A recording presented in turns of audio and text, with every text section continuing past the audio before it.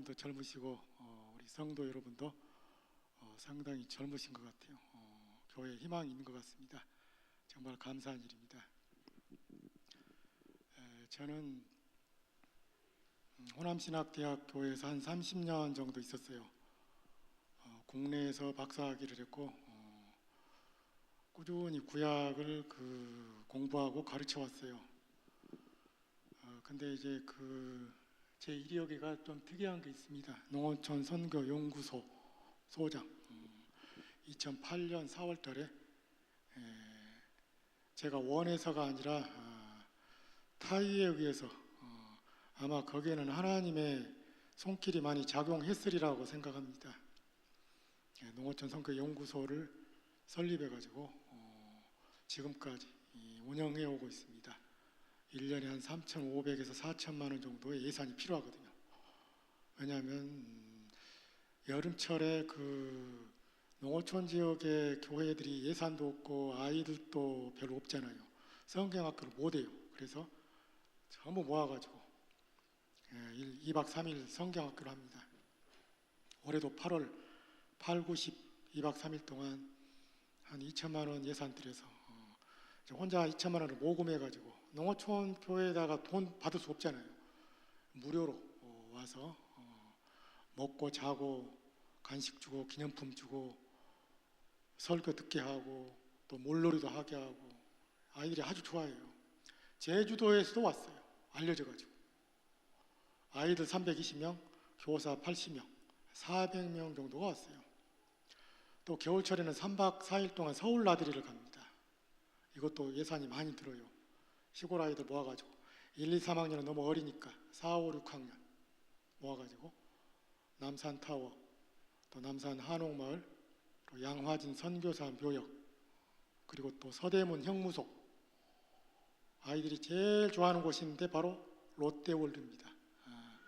거기는 뭐 아침에 풀어놓으면 저녁밥 먹을 때까지 아이들이 신나게 놀아요.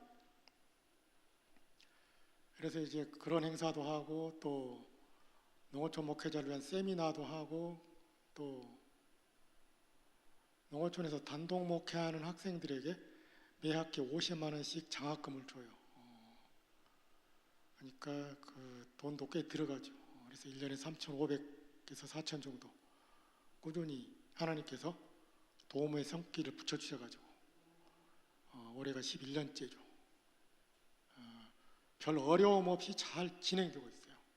여러분도 잘 되도록 기도해 주시기를 바랍니다. 이것은 제가 쓴 책입니다. 오래됐죠. 1998년도에 나왔어요. 현대인을 위한 창세기 강해. 한국 장로교 출판사 우리 교단의 출판사입니다. 참고하시라고 올렸습니다. 글씨가 너무 작죠. 자료집에 다 있는 거예요. 여러분이 창세기를 읽을 때 도대체 이 창세기라는 제목이 왜 붙었을까? 궁금할 수도 있죠. 왜냐하면 창세기 그러면 세상의 창조에 관한 기록이라 그 말이잖아요.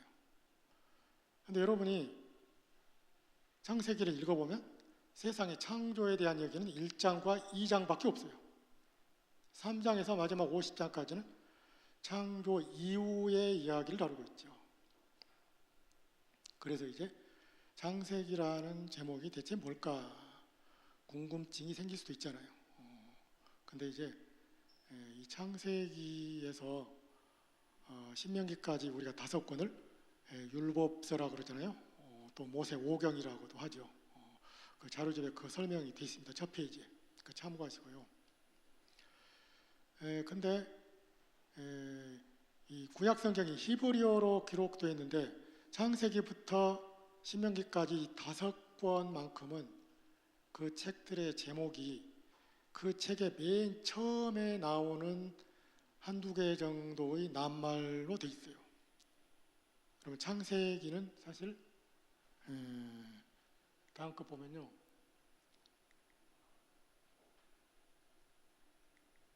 가만히 있어요. 어디로 가고 왔네.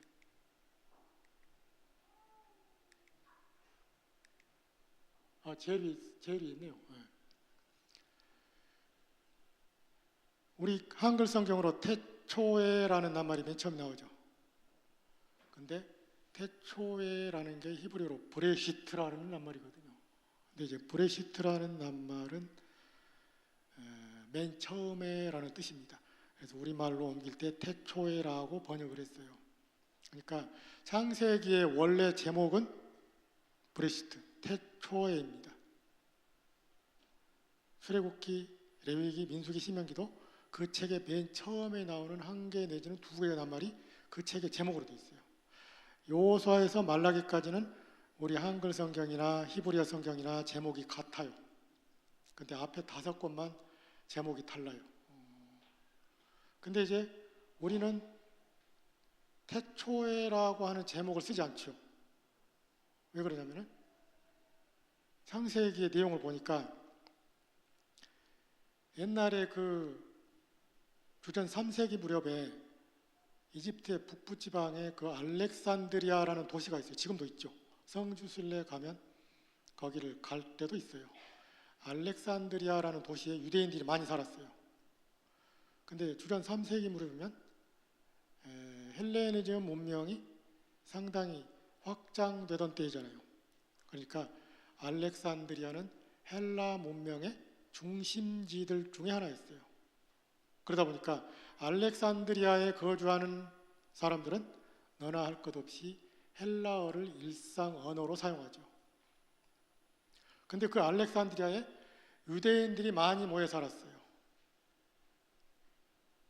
그러다 보니까 부모 세대가 자녀 세대들에 대한 근심이 생겼어요. 자녀들은 일상 언어로 헬라어를 사용하잖아요. 구약 성경은 히브리어로 기록이 돼 있어요. 가르칠 수가 없어요. 읽힐 수도 없죠. 고민 끝에 우리 자녀들을 위해서 그들이 잘 알고 있는 헬라어로 구약 성경을 번역하자.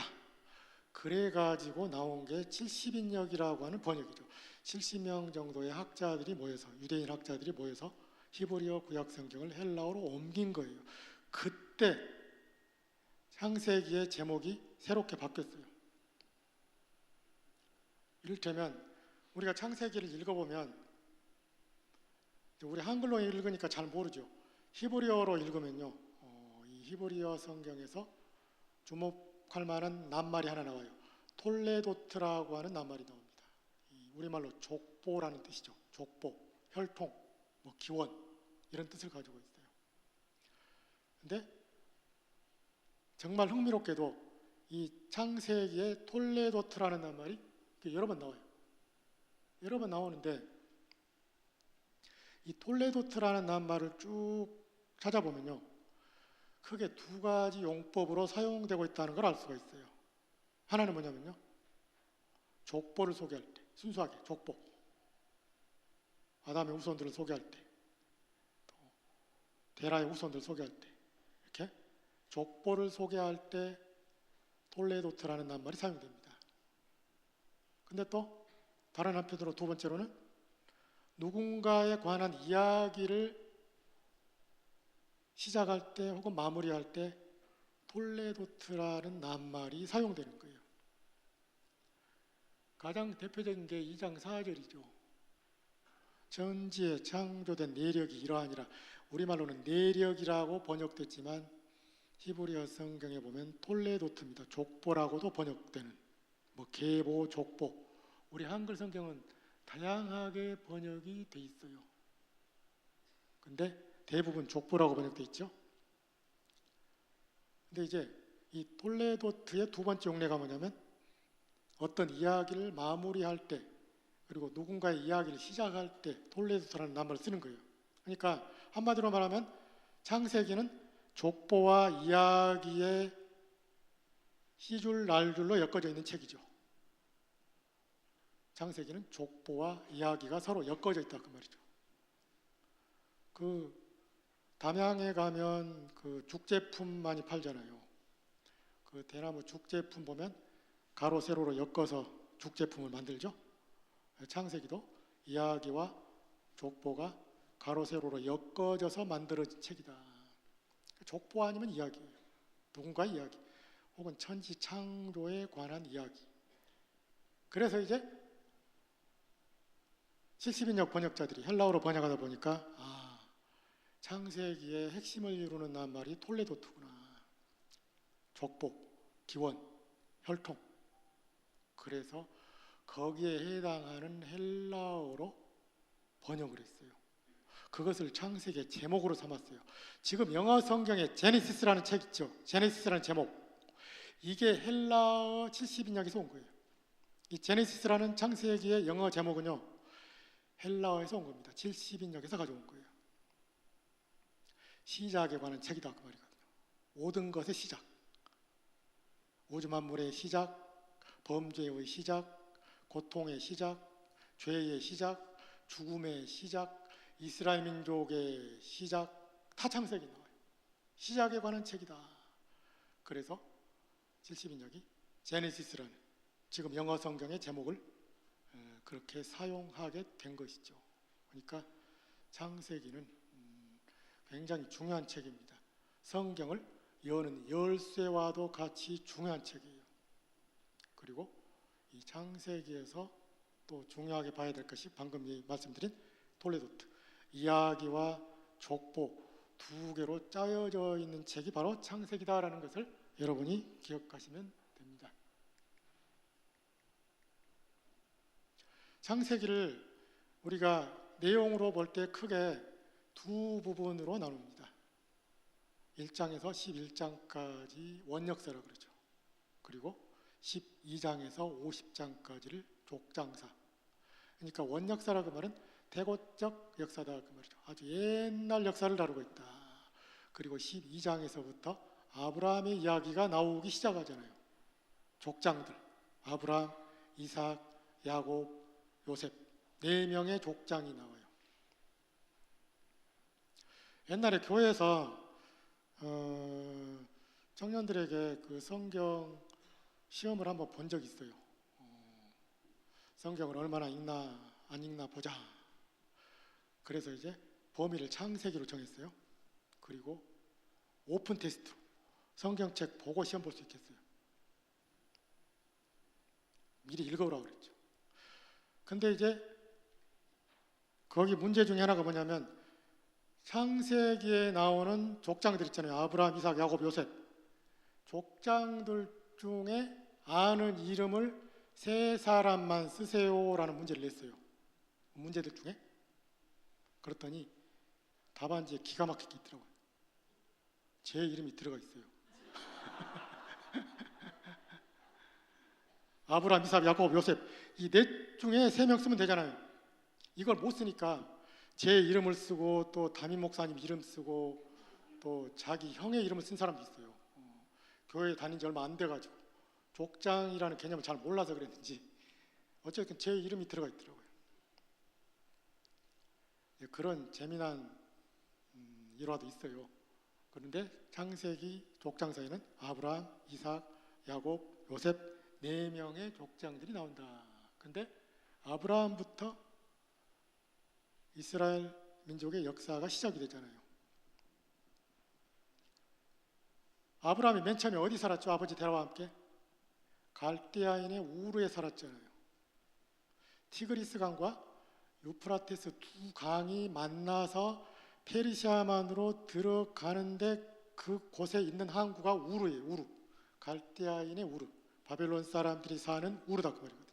우르라는 항구 도시에 살았어요. 무역 도시, 상업 도시, 부요한 도시죠. 그러다가 데라가 아브라함을 비롯한 가족을 이끌고 어디로 갔죠? 하란으로 옮겨갔죠. 하란은 지금 여러분이 살고 있는 대전과 같은 곳이에요.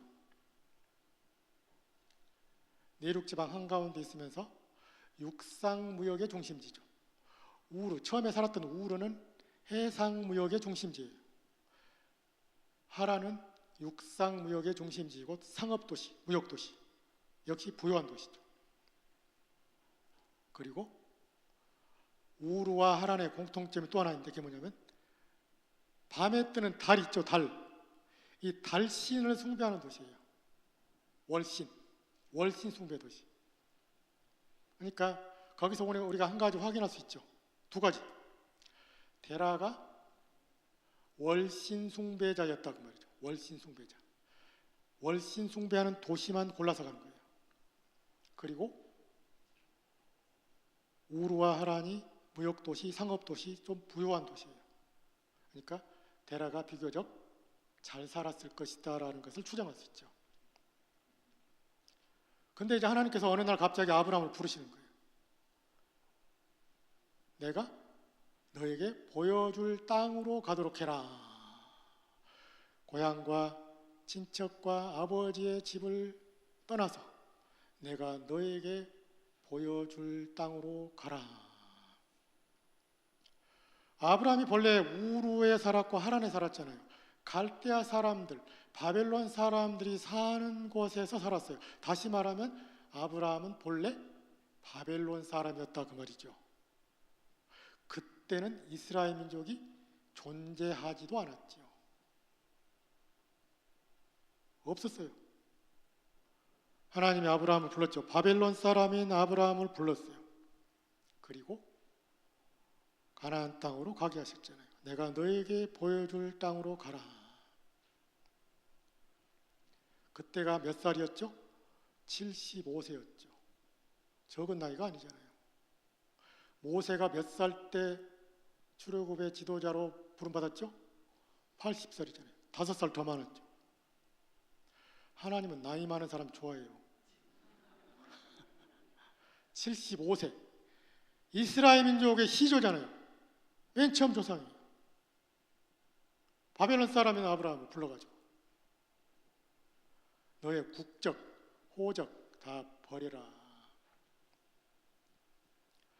제가 대학을 졸업하고 아까 목사님께서 말씀드렸지만요. 요한복음 성경 공부하면서 너무 은혜를 많이 받았어요.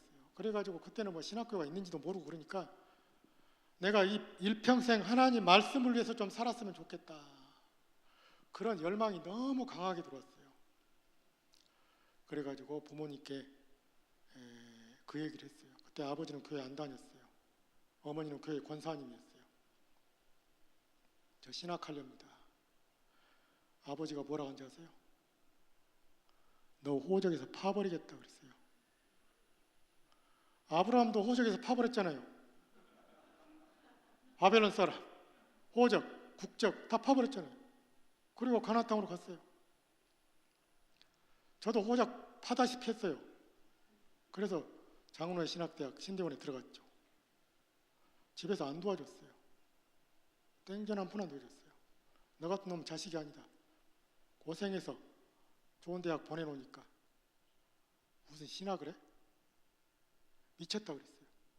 너는 자식이 아니다. 당장 나가라는 거예요.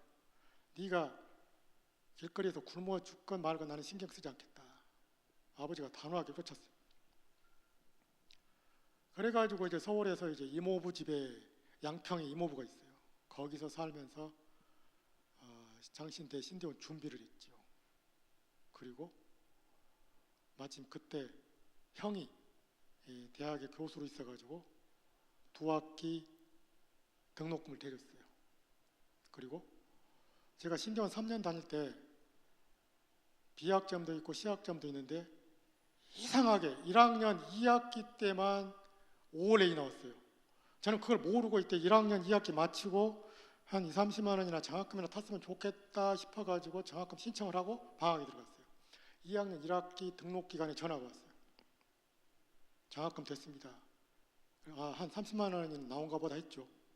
주기철 목사 장학금이 그때 생겼어요. 가장 좋은 거였어요. 졸업할 때까지 주고 생활관 등록금 주고 도서비도 주고 졸업할 때까지 해결됐어요. 그리고 이제 그때부터 저희가 누가 번역을 부탁해가지고 번역 작업을 하면서 아르바이트 해가지고 생활비 학비를 벌었죠. 하나님의 은혜가 아닐 수 없죠. 아브라함도 이제 저는 아브라함에는 못 미치지만 저도 호적에서 파버리겠다는 말을 들었어요. 아브라함은 너의 고향 친척 아비집을 떠나라. 고향이라고 돼 있잖아요. 우리 개혁 개정판에. 우리 개혁 개정판이 항상 번역이 좋은 게 아닙니다. 그 부분은요, 개역 성경이 더 좋아요. 본토 친척 아비집을 떠나라 그랬잖아요. 본토. 사실 히브리어 성경에 보면요, 땅을 떠나라라고 돼 있어요. 땅. 내가 살고 있는 땅을 떠나라. 개역 성경은 본토라고 번역했고, 우리 개역 개정판은 고향이라고 번역을 했어요. 고향이라고 하면 너무 의역을 했어요. 땅을 떠나라. 땅은 삶의 터전이잖아요. 여러분, 땅이 없이 살 수가 있어요? 인간은 땅에 발붙이고 사는 존재잖아요. 땅을 떠나는 거예요. 그리고 친척 아비집, 일가 친족을 떠나는 거예요. 가족들, 친족들, 사람. 그러니까 두 가지입니다. 땅을 떠나라. 삶의 터전인 땅, 사람을 떠나는 거예요. 국적, 호적 포기하고 땅과 사람 버리고 내가 너에게 보여줄 땅, 새로운 땅이잖아요. 하나님은 일방적으로 포기하고 희생하도록 말씀하시지 않았죠. 지금 내가 살고 있는 그 땅을 떠나는 거예요. 그러면 내가 너에게 보여줄 땅이 있다는 거예요. 그게 가나안 땅이잖아요. 그럼 하나님이 왜 아브라함을 가나안 땅으로 가겠을까요? 바벨론 땅보다는 덜 비옥하잖아요. 땅덩어리도 좁아요. 원주민들이 이미 살고 있어요. 여러분, 가나안이라는 우리말을 거꾸로 발음하면 어떻게 되죠? 다 아시잖아요. 요즘 한국 교회에 가나안 성도들이 많다 그러죠. 안 나가는 성도들이 많다. 어디를 안 나가요? 교회를 안 나가는 성도들이 많다 그러잖아요. 그것을 묶어서 가나안 성도들이라고 그러죠. 한 200만 명 정도의 기독교인들이 교회를 안 나간다는 거예요. 갈수록 늘어나죠. 근데 저는 그 얘기 하려고 하는 게 아니고요. 가나안이라는 낱말을 거꾸로 읽으면 안 나가요. 하나님이 왜 아브라함을 가나안 땅에 가게 하셨고 그 가나안 땅에서 이스라엘 민족의 역사가 시작되게 하셨을까?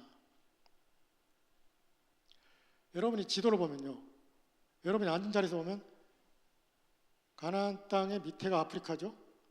이쪽은 아시아, 이쪽은 유럽입니다. 가나안 땅은 땅덩어리가 좁아도요, 아시아, 유럽, 아프리카 세 개 대륙이 만나는 곳에가 있어요. 전략상의 요충지입니다. 센터예요.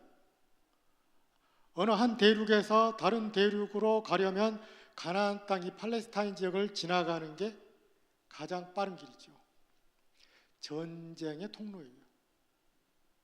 늘 전쟁이 끊임없이 벌어지는 곳이죠. 우리 한반도와 약간 비슷합니다. 이스라엘 민족과 우리 민족이 비슷해요. 같은 동양 문화권이잖아요. 전쟁이 끊이지 않았죠. 그리고 또 한국 교회가 세계 교회 역사상 유례 없는 성장과 발전을 했잖아요. 지금은 좀 힘들긴 하지만 그래도 여전히 한국 교회가 가지고 있는 그 저력은 함부로 무시할 수가 없죠. 그러니까 이제 하나님이 그 조그만 땅덩어리에 아브라함을 심으시고 이스라엘 민족이 거기서 시작하게 하셨어요. 왜 그러죠? 이스라엘 민족이 거기서 아시아, 유럽, 아프리카 세계 각국으로 퍼져서 창세기 12장 3절에 나온 대로 땅의 모든 족속이 너로 말미암아 복을 얻을 것이다. 이 복을 얻게 하려. 그 복을 구원이라고도 말할 수 있죠. 생명이라고도 말할 수 있죠. 아브라함을 통해 생겨날 이스라엘 민족을 통해서 그 일대 모든 나라 사람들이, 아시아, 아프리카, 유럽 사람들이 하나님의 복과 구원과 생명을 얻도록 하기 위해서 땅덩어리는 좁지만 그 센터 한가운데에다가 심어두신 거예요. 근데 이스라엘은 어떻게 했어요? 안 나가겠다고 버텼잖아요. 자기들만 구원받는다는 거예요. 선민사상. 이방 민족에게 하나님의 구원과 복을 전하는 것을 싫어했어요. 우리만 구원받아야 된다. 편협한 생각을 가지고 있었죠. 그걸 하나님이 싫어하셨죠. 나라가 두 쪽 났죠. 주전 722년경에 북왕국 이스라엘이 아수르 제국에 망했죠. 587년경에 남왕국 유다가 바벨론 제국에 망했죠. 뿔뿔이 흩어져버렸잖아요.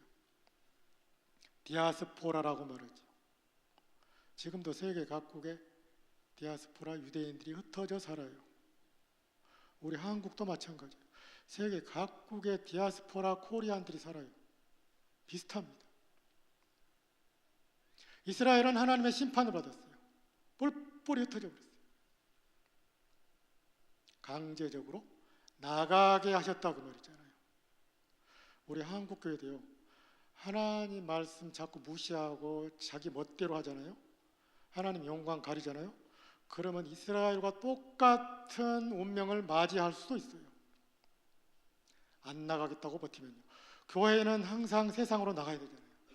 세상에 빛이 되고 소금이 돼야 돼요. 지역 사회를 섬기고 지역민들에게 그리스도의 향기를 바라고 또 멀리 세계 각국으로 또 하나님께 받은 그 은혜를 갚아야 되잖아요. 지역으로 나가고 세계 각국으로 나가야 돼요. 잘 안 나가니까 하나님이 나가게 하시잖아요. 저는 그래서 383이 왜 있을까라는 생각도 해봤어요. 한국교회가 정신 차리지 않으면 하나님이 뿔뿔이 흩어지고 나가게 할 수도 있다고 말이죠. 우리 민족과 이스라엘 민족의 역사는 너무 비슷해요. 지정학적인 조건도 비슷합니다. 역사도 비슷해요. 그래서 저는 한국교회가 진짜 하나님 영광을 드러내고 하나님이 원하시는 대로 제대로 하면요, 통일은 시간 문제입니다. 저는 그렇게 생각해요. 하나님이 틀림없이 기적적인 방법으로 통일을 선물로 줄 거예요. 교회가 어떻게 하느냐에 달려있죠. 정신 차려야 됩니다. 자, 하나님이 아브라함을 그래서 그 가나안 땅에다 심어두셨어요. 근데 이스라엘은 안 나가겠다고 버틴 거예요. 이것이 문제의 시발점이었다라는 것이죠. 어쨌건 아브라함부터 이스라엘 민족의 역사가 시작이 되는 거예요. 우리가 창세기를 펼치면 이제 창조에 관한 말씀을 읽을 수 있잖아요. 그 다음에 보면 이제 하나님의 창조에 대한 좀 더 포괄적인 설명이 나오는데, 먼저 창세기 1장 1절을 보면 태초에 하나님이 천지를 창조하셨다. 이 천지라는 말은 하늘과 땅만을 가리키는 게 아니죠. 히브리어 성경에도 하늘과 땅, 근데 그것은 우주 전체를 가리키는 거예요. 사람을 포함해서. 그러니까 1장 1절은 하나님의 창조주이심을 선언하는 거예요. 태초에, 맨 처음에 하나님이 눈에 보이는 모든 것을 다 창조하셨다 선언하는 거예요. 그리고 창조에 대한 구체적인 설명은 2절에서부터 시작하죠. 근데 이제 2절에서부터 쭉 보면 하나님의 창조는 말씀 창조잖아요. 근데 말씀 창조는 상당히 중요한 의미를 가지고 있어요. 그래서 학자들은 말씀, 하나님께 있어서는 말씀은 곧 행동이고 사건이다 라고 말하죠. 왜 그러냐면요, 한 번은 제가 이제 그것을 실감나게 설명하기 위해서 여러분에게는 시키지 않겠습니다. 여기는 넓으니까. 또 어르신들도 앉아 계시는데 또 그렇게 할 수 없잖아요. 제가 청년들을 지도할 때, 젊었을 때 말씀 창조의 의미를 설명하기 위해서, 자, 가운데 줄 앉은 우리 청년들 한번 일어나 보세요 했어요. 설교자가 일어나니까 다 일어나죠. 앉으세요. 제 말이 힘이 있습니까, 없습니까? 젊은 애들을 일어나기도 했고 앉게도 했잖아요. 제가 만약에 이 형광등을 향해서 형광등아 꺼져라, 꺼져요? 죽어도 안 꺼집니다. 되는 게 있고 안 되는 게 있죠. 인간의 말에 힘이 있긴 있어요. 근데 부분적이죠. 제한적이에요. 되는 게 있고 안 되는 게 있어요. 근데 하나님의 말씀은 되는 게 있고 안 되는 게 있는 게 아니죠. 하나님 말씀하시면 그대로 되는 거예요. 100% 되는 거예요. 그 말씀이 곧 행동이 되고 사건이 되는 거예요. 빛이 있어라, 빛이 생겨나잖아요. 나누어져라, 나누어지잖아요. 그러니까 말씀은 곧 사건이고 행동이다. 그래서 요한복음 1장 1절을 태초에 말씀이 있었다라고 돼 있지만, 어떤 사람은 태초에 행동이 있었다라고 풀어서 말하는 사람도 있어요. 태초에 행동이 있었다. 창조 행동. 근데 히브리어를 보면 좀 더 실감나게 그것을 알 수가 있어요. 하나님은 행동을 특징으로 가지고 있잖아요. 졸지도 아니하시고 주무시지도 아니하시고. 예수님도 그랬잖아요. 내 아버지께서 일하시니 나도 일한다.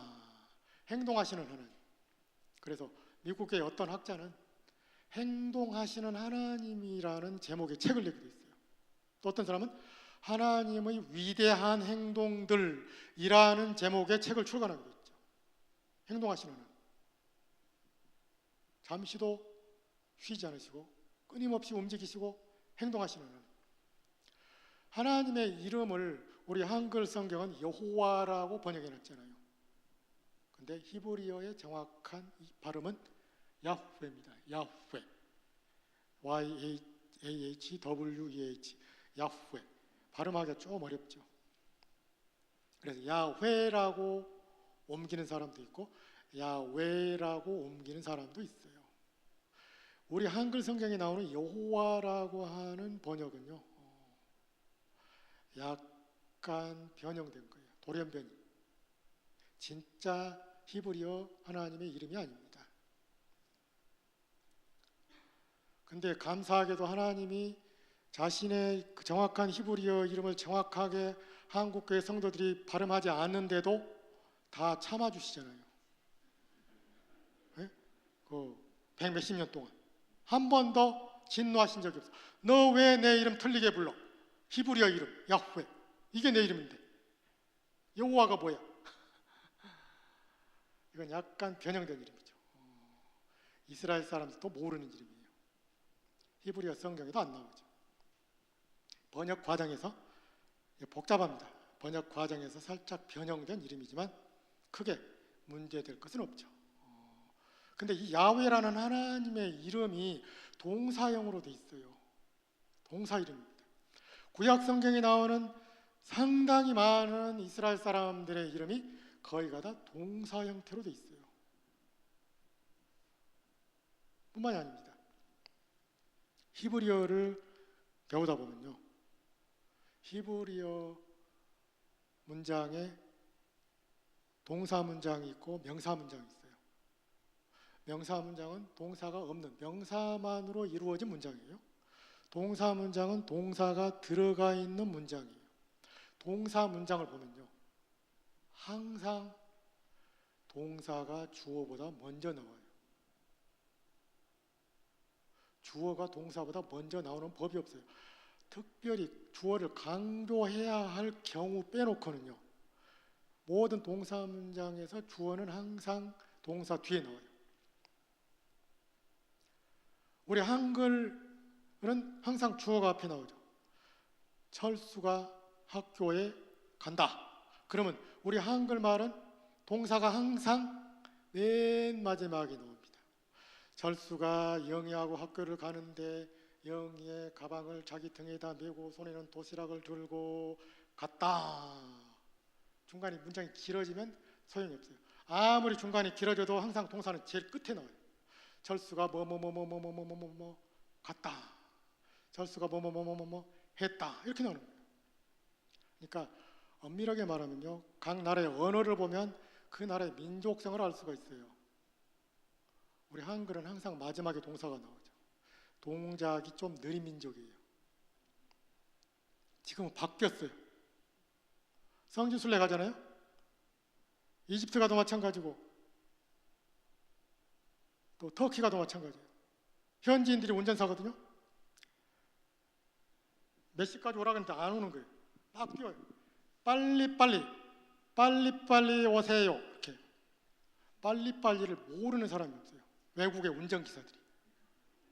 이 세계적인 공용어입니다. 빨리빨리. 모르는 외국인이 없어요. 우리나라 진짜 속도가 빠르잖아요. 건물 1년이면 지어요. 1년도 안 돼서 다 짓습니다. 그러니까 무너지기도 하지만요, 진짜 잘 지어요. 빨리 지어요.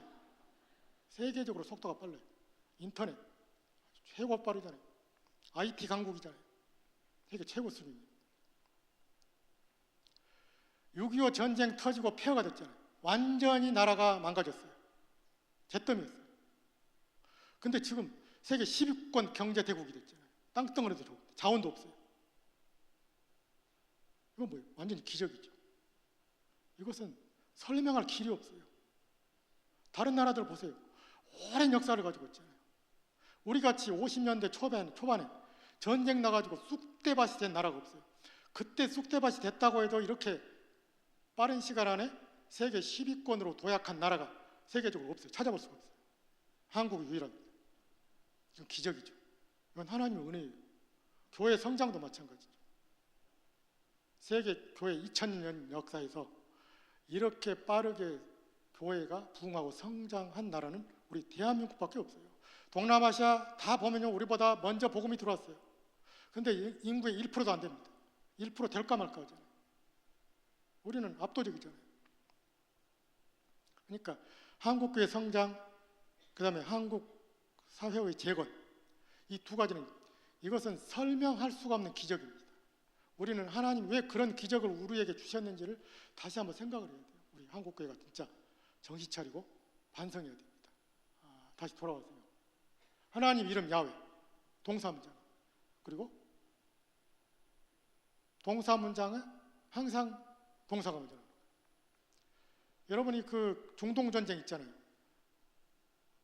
연세가 많으신 분들은 잘 알 거예요. 여러 차례 중동전쟁 벌어졌잖아요.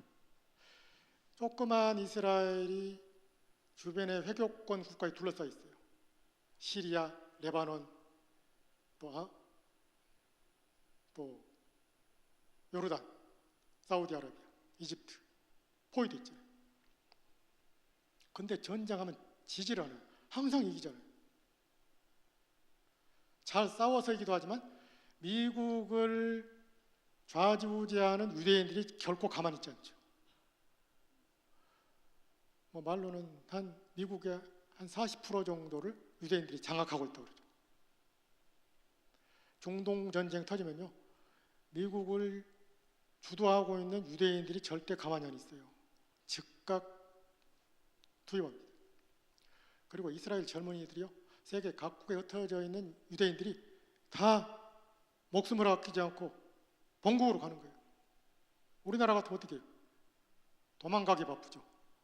안 그러겠지만 우리 도안교회는 전혀 그럴 일 없겠지만 전쟁 나면 다 도망가기 바쁘잖아요.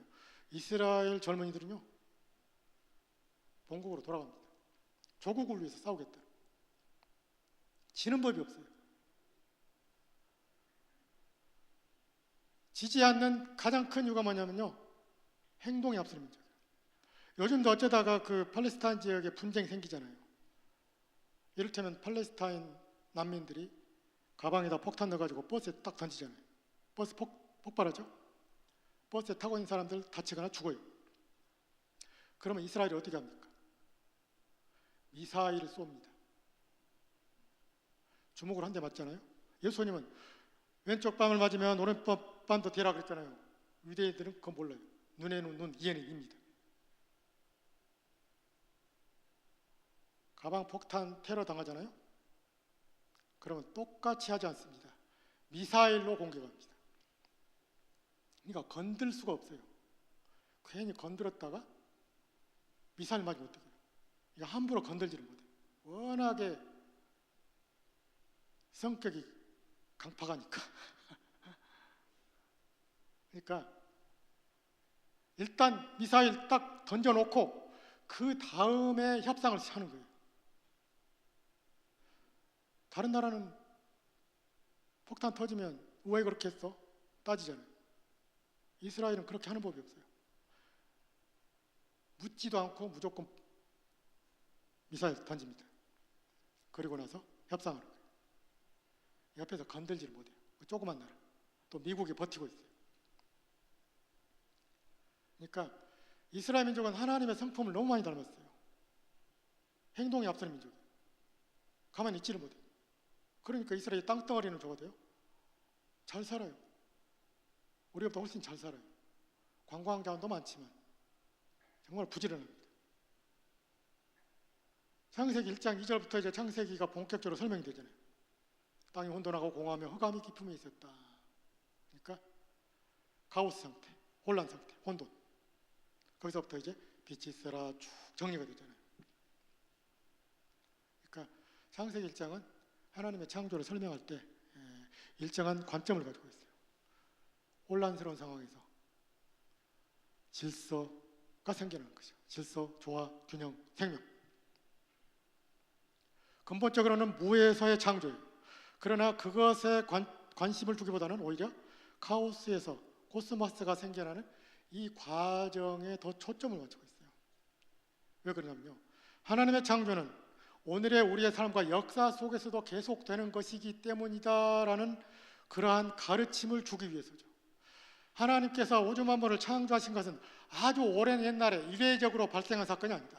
그것은 아주 오랜 옛날에 눈에 보이는 모든 우주 만물을 창조하신 그것만 가리키는 것이 아니라 오늘의 우리의 삶과 역사 속에서 혼란스러운 것들을 제거하시고 우리의 삶에 질서와 조화와 균형과 생명과 평화를 만들어주시는 하나님의 구원 역사도 창조에 해당하는 것이다. 그래서 계속적인 창조라는 말을 하지요. 우리의 삶에서 망가진 우리의 삶을 다시 일으켜 세워주시는 하나님의 구원 사역, 그것도 넓게 보면 창조라고 할 수 있다. 그래서 고린도후서 5장 17절에 바울이 상당히 유명한 말씀을 남겼죠. 누구든지 그리스도 안에 있으면 뭡니까? 새로운 피조물이라. 보라, 새 것이 되었다. 여러분이나 저나 그리스도 안에 있으면 새로운 피조물이잖아요. 피조물, 창조 개념이 들어가 있죠. 우리가 그리스도 안에 있어서 새로운 존재가 된 것은 뭐예요? 구원받는 거잖아요. 구원받았잖아요. 예수 믿고 구원받았어요. 십자가의 능력으로. 근데 그것을 보고 뭐라고 그럽니까? 새롭게 창조된 존재라고 말하잖아요. 죄악으로 오염되고 얼룩져 있던 망가진 우리가 그리스도 안에서 새로운 존재로 창조되었다. 바울도 이런 개념을 알고 있는 거예요. 창세기 1장의 관심은 중요한 관심. 창조는 옛날 옛적에 있었던 이례적인 사건만을 가리키는 게 아니다. 그것은 오늘의 우리의 삶과 역사 속에서도 계속되는 것이다. 이런 놀라운 하나님의 계속적인 창조가 성도 여러분들의 삶 속에서도 이어지기를 바랍니다. 근데 이제 인간은 그 하나님이 하시는 일은 안 좋은 것을 좋게 만드는 거예요. 로마서 8장 28절, 제가 제일 좋아하는 말씀이에요. 하나님을 사랑하는 자, 곧 그 뜻대로 부르심을 입은 자들에게는 모든 것이 합력하여 뭘 이룹니까? 선을 이룹니다. 너무너무 감사하고 좋은 말씀이에요. 안 좋은 것들, 좋은 것들 다 합쳐가지고 좋은 쪽으로 가게 하시는 것이 하나님이 하시는 일이에요. 땅이 혼돈하고 공허함에 흑암이 깊음이 있었지만 다 질서 있게 만들어주잖아요. 나누어지게 하고 빛이 생기게 하고 사람 만드시고. 근데 사람은 어떻게 해요? 말 안 듣죠? 선악과 따먹죠. 먹지 말라고 했는데 따먹죠. 형이 동생 죽이죠. 노아 시대 폭력이 난무했어요. 폭력이 지배하는 시대. 마음이 약했어요. 지멋대로 바벨탑 쌓았죠. 탑을 높게 쌓아가지고 하늘에 닿게 하고 우리의 이름을 떨치자. 하나님이 가만두지 않으셨잖아요. 그러니까 인간은 하나님께서 안 좋은 것들을 다 좋게 만들어 놓으면 사람은 그걸 또 다 깨뜨려 가지고 안 좋게 만드는 이상한 버릇이 있어요. 여러분도 그렇고 저도 그렇잖아요. 하나님이 좋게 만들어 놓으면 항상 그것을 부수고 망가뜨리는 것은 누가 하는 거예요? 사람이 하는 거예요. 저와 여러분이 하는 거잖아요. 그렇잖아요. 안 그러세요? 맞아요, 틀려요? 맞지요? 동의를 안 하시네요. 여러분이 저보다 훌륭한가 봅니다. 저는 하나님이 좋게 만들어 놓은 것을 꼭 망가뜨리는 이상한 버릇이 있어요. 그래서 참 제가 멍청하다고 생각을 많이 합니다. 창세기뿐입니까? 이스라엘 민족의 역사를 봐도 마찬가지예요. 하나님이 좋게 만들어 놓으면 약속의 땅에 심어놓으면 또 거기서 자기 멋대로 합니다. 바알 숭배하고 아세라 숭배하고 자기 멋대로 사사들을 통해서 구원해 주시잖아요. 그러면 또 잘 믿다가 또 이제 또 우상 숭배하고 잘못된 길로 빠지잖아요. 반복이에요. 반복입니다. 하나님은 좋게 만드시는데 합력하여 선을 이루시는데 사람은 망가뜨리고 합력하여 망하게 만드는 거예요. 그것이 1장에서 창세기 3장에서 11장까지 쭉 반복되는 거예요. 자, 창세기 1장에서 11장 원역사에서 우리가 중요하게 생각할까? 중요한 게 뭐냐면요, 여성 창조입니다. 이것은 한국교회 여성도들이 한국교회의 70% 정도를 차지하기 때문에 사실 꼭 필요한 말씀이죠. 창세기 1장 26절에서 28절까지 보면 하나님의 형상을 따라 남자와 여자를 창조하셨다. 그리고 모든 피조물들을 다스리고 지배하게 하셨다.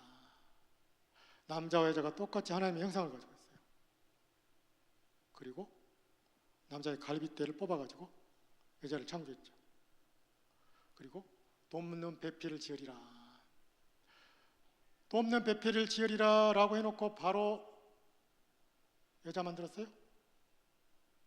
안 그렇죠. 각종 들짐승과 공중의 새를 흙으로 빚어서 만들어가지고 아담에게 가져왔어요. 어떻게 하나 보자. 그랬더니 아담이 다 이름을 지어줬어요. 그리고 성경 구절이 뭐라고 되는지 아세요? 돕는 배필을, 히브리 성경 보면 돕는 배필을 발견하지 못했다라고 돼 있어요. 우리 한글 성경은 이상하게 번역이 나가지고 본문을 잘 전달을 못하고 있어요. 하나님이 돕는 배필을 지어야지라고 해놓고 바로 갈빗대로 만든 게 아니에요. 들짐승과 공중의 새를 갖다 줬어요. 이름 지어줬어요. 여기 없는데요. 발견 못했어요. 그래서 갈빗대로 여자 만든 거예요. 만약에 아담이 와, 사자가 진짜 멋있네, 저 사자 가질래요. 돕는 배필 사자 오케이. 그러면 여기 남자들은 다 이제 지금까지도 사자하고 살아야 돼요. 만약에 아담이 악어 진짜 좋네, 가죽도 튼튼하고, 당할 대적이 없겠는데요. 악어하고 살랍니다. 악어 돕는 배필 오케이. 그러면 저도 악어하고 살아야죠. 근데 아담은 이름만 지어줬고 발견하지를 못했어요. 못 찾았습니다. 그래서 두 번째 단계로 하나님이 잠들게 하셨어요. 어떻게? 깊이 잠들게 했어요. 성경 다시 보세요. 그냥 잠들게 한 게 아니에요. 깊이 잠들게 했어요. 못 깨어나게. 왜 깊이 잠들게 했을까요? 어설프게 잠재운 게 아니에요. 마취제를 상당히 센 걸로 왔어요. 아니면 아담에게 야, 네 짝 만들려니까 저기 내과에 가서 물 좀 떠. 할 수 있잖아요. 흙도 좀 가져와라. 내가 진흙으로 만들려면 내 도움이 필요하니까 내가 가져온 흙하고 물하고 섞어서 잘 반죽을 해라. 그래서 쉽게 빚어서 만들 수 있도록 좀 준비 작업을 잘 해놔. 이렇게 시킬 수 있잖아요. 아니면 내가 만들 테니까 너는 그냥 옆에서 앉아서 구경만 해라. 이렇게 시킬 수도 있죠. 근데 전혀 그게 아니에요. 너는 깊이 잠들어. 깊이 잠들게 해가지고 여자를 창조할 때 깊이 대상이 됐어요. 보지도 못했어요. 완성된 다음에야 봤죠. 왜 그랬을까요? 여자는 남자로부터 완전히 독립된 인격으로 창조됐다고 말해요. 남자는 볼 수도 없었어요. 관여할 수가 없었어요. 그래서 하나님이 깊이 잠들게 했어요. 독립적인 인격으로, 대등한 인격으로 창조했어요. 똑같이 하나님의 형상을 가진 존재, 갈빗대. 몸에 중앙에 있잖아요. 머리뼈가 아니에요. 머리뼈였으면 여자가 남자를 지배했을 것이다. 만약에 발가락뼈를 취해서 만들었다면 여자는 남자의 발가락밖에 안 됐을지도 모른다. 그런데 중앙에 있어요. 중요한 장기들을 보여주잖아요. 여러분 갈빗대가 없다고 생각해 보세요. 갈빗대 없다고 생각하시고 한번 배를 딱 때려봐. 어떻게 되겠어요? 망가지죠. 오래 못 살아요. 금방 죽죠. 장기 파열로 죽죠. 그리고 히브리어에서 갈빗대라는 낱말이 생명이라는 뜻을 가지고 있어요. 그러니까 아담과 하와는 생명을 공유하는 존재예요. 그리고 여자는 남자의 중심에 있는 존재입니다. 가장 중요한 게 뭔지 아세요? 돕는 배필이라고 했잖아요. 돕는이라는 형용사로 번역됐지만 히브리어 성경에 보면 에제르라는 명사가 있어요. 에제르라는 명사로 나와요. 에벤에셀이라고 기억나죠? 에벤에셀, 도움의 돌. 하나님이 여기까지 우리를 도와주셨다. 에벤에셀, 에셀이라는 말이 도움이라는 뜻이에요. 더 정확한 발음은 에제르입니다. 에벤에셀, 에셀, 에제르. 이게 도움이라는 뜻인데 이 도움이라는 낱말이 가장 많이 나오는 것이 시편이에요. 하나님은 나의 도움이시여 나의 산성이시여 방패이시여. 나오죠?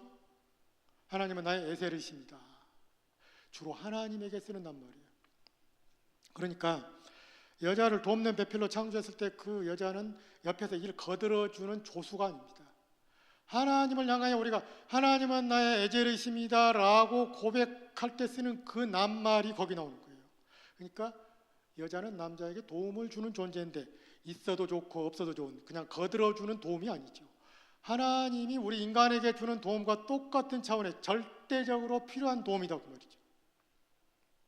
그래서 창조 세계 안에서는요, 남자와 여자가 대등하게 창조됐어요. 또 하나가 뭔지 아세요? 남자를 창조할 때는 딱 한 절밖에 없어요. 흙으로 빚고 코에 생기를 불어넣었더니 생명이 되었다. 하나밖에 없어요. 여자 창조의 내용은 길어요. 훨씬 더 길죠. 더 심혈을 기울였어요. 신경 써서 만들었어요. 더 복잡하기도 하지만 더 복잡하기도 하죠. 그래서 좀 더 신경이 쓰였겠죠. 더 절수가 많아요. 그리고 여자가 없는 남자만의 창조는 미완의 창조입니다. 여자가 창조됨으로써 창조가 완성되고 완결됩니다. 창조의 완성이에요. 우리 여성도들은요, 자부심을 가져야 돼요. 감사해야 됩니다. 창조의 완성이에요. 남자만의 창조는 미완성입니다. 한 절밖에 없어요. 여자 창조는 설명이 더 길어요. 그리고 깊이 대상에서 남자는 깊이 잠들어 버렸어요.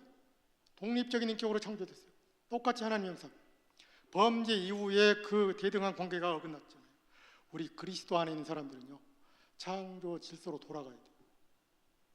남녀 차별하면 안 됩니다. 아시겠죠? 그러니까 사실은 우리 교회가 세상보다 더 보수적이어가지고요, 남녀 차별이 참 많아요. 그래서 고쳐져야 할 점이 참 많죠. 게다가 한국교회를 이끌어가는 저력은 여성도들에게 있지 솔직히 말하면 남자들에게 별로 없어요. 종로가 가보면요, 여전도회관 있죠. 14층짜리. 남성교회관 없어요. 여자들이 만들었어요. 엄청나게 한 거예요. 남자들 못해요. 그리고 이제 창조에 대한 거. 하나님은 인간을 하나님의 형상대로 창조하시고 다른 피조물들을 다스리고 지배하도록 하셨어요. 그런데 그것이 착취하고 억압하고 깨뜨리고 파괴하는 것이 아니잖아요. 그런데 우리가 산업혁명 이후로 착취해왔어요. 생태계가 깨뜨려져 가고 있죠. 지금 우리가 겪고 있는 기후변화, 이번에 무더위, 다 뭐예요? 생태계 파괴, 지구온난화, 다 그런 거잖아요. 부메랑이 되어서 우리에게 돌아오는 거예요.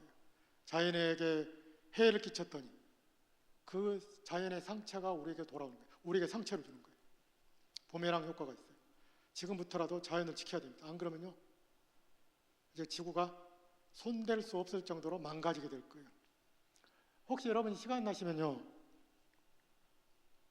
인페르노라는 소설이 있어요. 다빈치 코드라고 혹시 아시죠?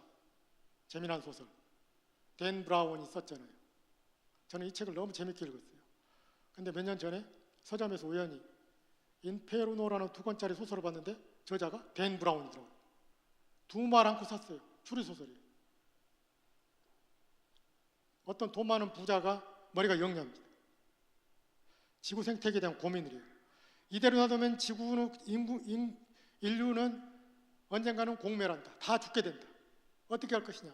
어떻게 우리 후손들에게 건강한 지구를 물려줄까? 고민 끝에 바이러스를 개발해요. 이른바 수명 제한 바이러스. 30살까지밖에 못 살고 죽게 만드는 바이러스를 개발한 거예요. 그것을 모든 인간의 몸에 심으려고 하죠. 남녀 주인공이 그것을 못하게 막아요. 막는 걸로 끝납니다. 영화로 나왔죠.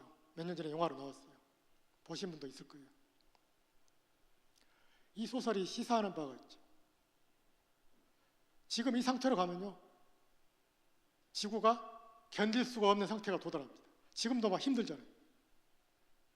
우리 믿는 사람들은요, 하나님이 선물로 주신 자연 생태계를 잘 지켜야 됩니다.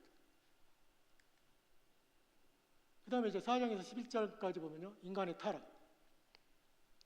4가지 이야기. 아담, 하와, 가인, 아벨, 노아 시대, 바벨탑. 일정한 구조를 따르고 있어요. 범죄, 심판, 구원은 총. 3중 구조가. 자, 4개 이야기가 다 이 3개 구조를 가지고 있어요. 범죄하잖아요. 선악 갖다 먹죠. 동생을 죽이죠. 노아 시대 마음이 악했죠. 또 폭력이 세상에 가득 찼다고 그랬잖아요. 폭력이라는 게 뭐예요? 강자가 약자를 짓밟을 때 쓰는 게 폭력이잖아요. 노아 시대 특징, 마음이 악했는데 어떻게 악했느냐? 폭력이 난무하는 시대였다. 불법이 판을 치는, 윤리도 도덕도 양심도 법도 다 땅에 떨어져 버린 폭력이 지배하는 시대. 그래서 하나님께서 홍수로 심판하기로 했잖아요. 바벨탑 높이 쌓아서 하늘에 닿게 하고 하나님과 맞먹는 세계를 만들자 이거죠. 우리의 이름을 떨치자. 범죄가 있어요. 하나님이 심판하잖아요. 아담과 하와 에덴 동산에서 쫓겨나죠. 나중에 죽게 되잖아요. 영생할 수가 없어요.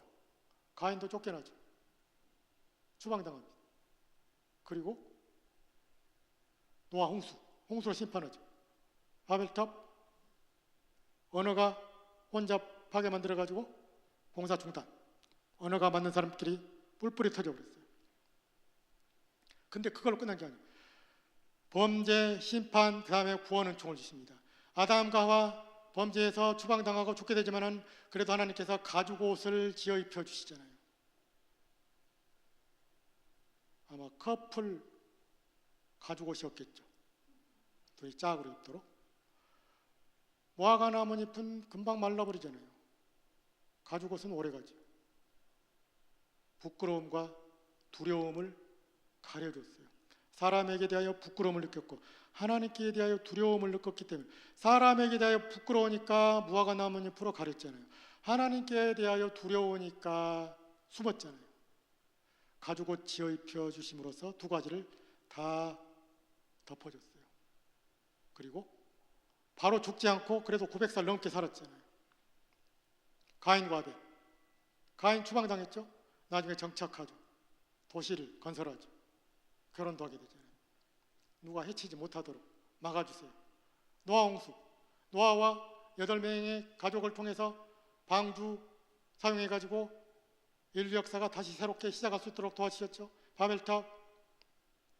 거기서 주어지는 하나님 은총이 바로 뭐냐면 그 죄악의 본고장인 바벨론 지역에서 아브라함을 부르시는 거예요. 이스라엘 민족의 조상 아브라함을 부르시는 거예요. 그 아브라함을 부르신 것은 네 번째 이야기 바벨탑 사건에서 주어지는 하나님의 은총이죠. 그 다음에 족장사 있죠. 아까 말씀드린 대로 하나님께서 아브라함에게 두 가지 명령하셨죠. 땅을 떠나라, 사람을 떠나라. 이 땅을 우리가 지연공동체라고 그러죠. 지연공동체. 사람, 혈연공동체잖아요. 옛날 사람들에게 지연공동체, 혈연공동체는 굉장히 중요한 거예요. 이거 두 개 없으면요 죽을 수도 있어요. 어떤 시족 집단에 속해 있잖아요. 그 시족 집단에서 벗어나서 다른 시족 집단으로 가야지라고 해도 그쪽 다른 쪽에서 안 받아주면 그 사람은 계속 방랑생활하다가 굶어 죽을 수 있어요. 맹수의 밥이 되어 죽을 수도 있죠. 그러니까 자기가 살고 있는 집단에서 떨어져 나와서 지낸다는 것은 죽음을 초래할 수도 있는 거예요. 그러니까 아브라함에게 주어진 땅을 떠나고 사람을 떠나라라는 명령은 진짜 위험한 거죠. 게다가 지금처럼 트럭이 있어요. 자동차가 있어요. 식량 마음대로 갖고 다닐 수 없잖아요. 걸어 다녀야 되잖아요. 그런 상황 속에서 아브라함이 75세 때 순종했어요. 아까 말씀드린 대로 두 가지 국적, 호적, 포기함. 근데 하나님께서는 포기하게만 하지 않고 약속도 주셨다 그랬죠? 땅, 큰 민족이 되게 하겠다. 이게 이스라엘이잖아요. 나중에 이제 이 약속이 구체화되죠. 특히 자손 약속. 내 자손이 하늘의 별처럼 땅의 티끌처럼 바다의 모래처럼 많아지게 할 것이다. 계속 반복하세요. 자, 족장들의 이야기가 쭉 나옵니다. 족장사에서 중요한 것은요, 마지막에 나오는 건데요. 약속과 성취의 주제입니다. 이 12장에서 50장을 특징이 있는 중요한 주제가 약속과 성취예요. 하나님이 약속을 주셨는데 그 약속이 어떻게 성취되어 가느냐. 첫 번째가 뭐냐면요, 약속과 현실 사이에 간격이 있어요. 하늘의 별, 땅의 티끌, 바다의 모래처럼 많아질 것이다 라고 하는데 정작 아내 사라에게 자식이 없어요. 자손이 없잖아요. 100살 때까지 기다렸잖아요. 현실과 약속 사이에 너무 큰 간격이 있는 거예요. 그걸 다르게 말하면요, 약속 성취의 지연이죠. 약속이 더디 이루어지는 거예요. 그러니까 아브라함이 기다리지 못하고 하가를 통해서 이스마엘을 낳잖아요. 근데 하나님이 인정 안 했어요. 이게 아브라함의 이야기만 나오는 게 아니에요. 이삭이 몇 살 때 결혼했죠? 40살 때 결혼했잖아요. 그리고 아기는 언제 낳았어요? 쌍둥이 60살 때 낳았잖아요. 20년에 걸렸어요. 20년을 기다렸어요. 쉽게 못 낳죠. 약속과 현실 사이에 간격이 있어요. 야곱 외삼촌 라반의 집에 갔죠? 레아와 라헬, 빌하, 실바 4명의 아내를 거느리고 살았잖아요. 자기가 제일 사랑하는 사람이 누구였어요? 라헬이었잖아요. 라헬이 또 아이를 잘 못 낳죠. 그렇죠? 요셉은 이제 가나안 땅에서 애굽으로 팔려갔어요. 애굽에서 살았으니까 일단 재워놓고, 가나안 땅에서 살았던 족장들은 한결같이 아이를 낳지 못하는 현실이 있어요. 약속 성취의 지연. 그걸 또 불임의 주제라고 말해요. 불임. 아이를 못 낳는 거예요. 약속은 아주 거창하죠. 하늘의 별이 얼마나 많아요. 여러분도 아시죠? 스티븐 호킹, 영국의 유명한 천체 물리학자, 얼마 전인가 돌아가셨죠. 시간의 역사라는 책을 썼어요.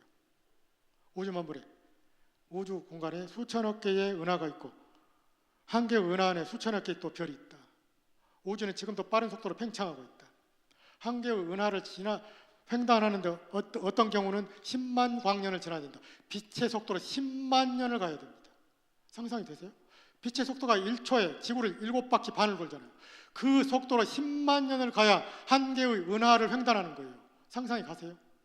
그런 은하가 우주 공간에 수천억 개, 어떤 사람은 수조가 있다, 수조개가 있다 그러죠. 상상이 안 됩니다. 그 엄청난 하늘의 별처럼 땅의 티끌처럼, 여러분 어디 초등학교 운동장 가가지고 땅에 티끌 다 셀 수 있어요? 못 세죠. 바닷가에 모래? 가까운 해수욕장 가가지고 바켓에다가 한 바켓만 떠도 있죠. 그거 다 셀 수가 없어요.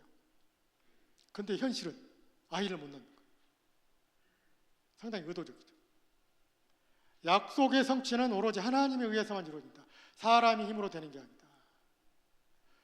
기다리라는 거예요. 하나님의 때를 기다리는 거예요. 우리가 하나님의 때를 보고 뭐라 그래요? 헬라어로 카이로스라고 그러죠. 카이로스. 하나님의 시간입니다. 사람의 시간을 크로노스라고 그러죠. 크로노스. 사람이 정해놓은 시간. 오늘 저녁 예배는 7시 반에 시작합니다 라고 우리가 정했잖아요. 그 7시 반은 크로노스예요. 아, 배고프네. 밥 먹을 때가 됐는갑다. 카이로스. 배고픔을 느끼면 아, 밥 먹을 때가 됐네. 하나님이 정해놓은 시간을 몸이 느끼는 거예요. 새벽에 꼭 깨워 달기 울죠. 카이로스입니까? 크로노스입니까? 카이로스죠. 하나님이 피조물 세계에 심어놓은 시간이죠. 새벽이 되니까 달기 우는 거예요.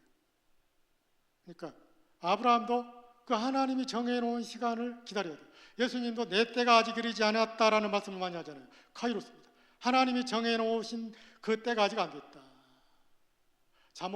전도서 3장에도 모든 만물에 때가 있다고 그러잖아요. 뭐 할 때가 있고 뭐 할 때가 있다. 카이로스. 하나님이 정해놓은 시간이 있다. 그 때를 기다리는 거예요. 그 다음에 마지막 차자상속의 주제죠. 족장사에서 중요한 개념 중에 하나가 장자권입니다. 큰아들이 장자권 가져가는 거예요. 장자상속. 근데 족장사에서는 큰아들이 장자권을 못 가져가요. 차자상속. 아브라함이 하가를 통해서 이스마엘을 먼저 낳았잖아요. 나중에 사라를 통해서 이삭을 낳았죠. 장자권이 누구에게 갑니까? 먼저 태어난 이스마엘에게 가지 않죠. 나중에 태어난 이삭에게 갑니다. 이삭에서 야곱 쌍둥이 낳았죠. 에서가 간발의 차이로 먼저 나왔어요. 근데 장자권은 누구에게 갑니까? 야곱에게 가잖아요. 야곱이 12아들 낳았죠. 큰아들이 누구예요? 르우벤이죠. 그렇죠. 장자권이 누구에게 갔어요? 그걸 많이 틀리더라고요. 그것은 우리가 성경책을 확인해 봅시다. 역대상 이거 하나만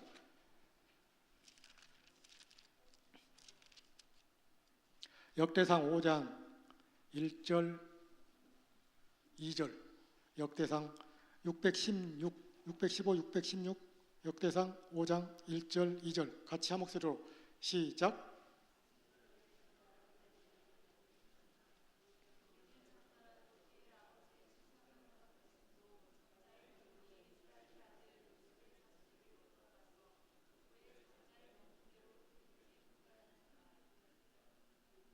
이 절 읽으세요.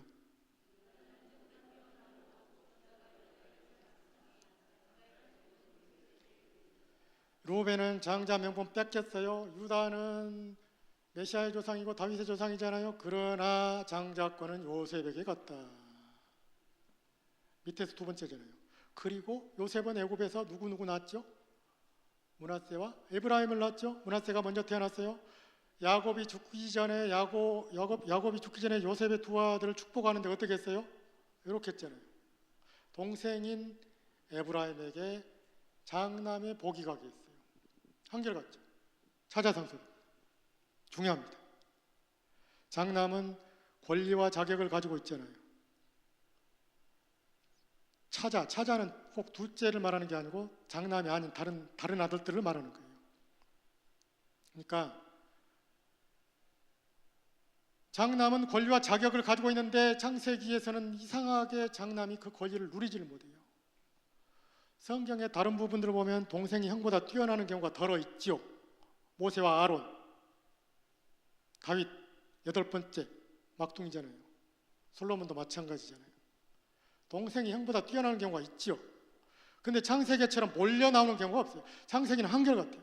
먼저 태어난 아들이 장자권을 가져가는 법이 없어요. 항상 동생 쪽이 가져가요. 누가복음 18장에 보면요, 바리새인과 세리의 기도가 나오잖아요. 바리새인의 기도가 뭐예요? 하나님 나 일주일에 3번씩 금식하고 11조도 잘 바치고 어쩌고 자랑하잖아요. 한마디로 말하면 뭐예요? 하나님 나 은혜 받을 자격도 권리도 있습니다. 그거 아니에요. 그럼 세리는 뭐라고? 가슴을 치면서 나를 불쌍히 여겨주세요. 저는 죄인으로서이다.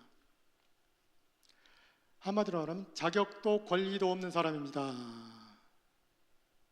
바리새인은 자격 권리 있습니다. 당당하게.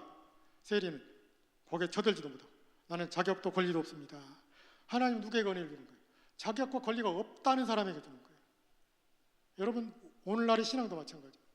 자격과 권리가 있다고 생각하는 사람은요 절대 은혜 못 받습니다. 자격과 권리가 없다고 자신을 비우는 사람, 자기 부인하는 사람, 이런 사람이 은혜 받는 거예요. 여러분이 세상적으로 아무리 많은 것을 가지고 있고 많은 것을 누리고 있다고 해도 그것이 하나님 앞에서 은혜 받는 자격과 조건이 되는 게 아니에요. 권리가 되는 게 아니에요. 내가 성가대 몇십 년 했고 주차관리원 하고 있고 내가 장로고 권사고 안수집사고 교사고 뭐고 이거 다 자격과 권리가 되는 게 아니에요. 이건 하나님께 당연히 해야 되는 사랑의 응답이죠. 근데 그것을 자격과 권리로 생각하는 사람이 있어요. 권리가 아니에요. 자격도 아니죠. 당연히 하는 거예요. 그냥 무익한 종이 그냥 하는 것뿐이죠. 은혜 주는 것은 하나님의 주권이거든요. 그러니까 우리는 항상 내가 아무리 좋은 거 가지고 있고 많은 일을 했어도요, 저는 그냥 무익한 종일 뿐입니다. 자기를 부인해야 됩니다. 나를 내려놔야 돼요. 내 권리와 자격, 조건 다 내려놔야 돼요. 그래야 하나님의 것이 내 안에 들어오는 거예요. 우리 도안교회 성도 여러분들도 이 족장사에 나오는 이 조상들의 이야기를 통해서 오늘의 우리에게 주는 하나님의 교훈을 마음 깊이 새기는 복된 성도들이 다 되시기를 주님의 이름으로 축원합니다. 기도하겠습니다. 거룩하신 하나님,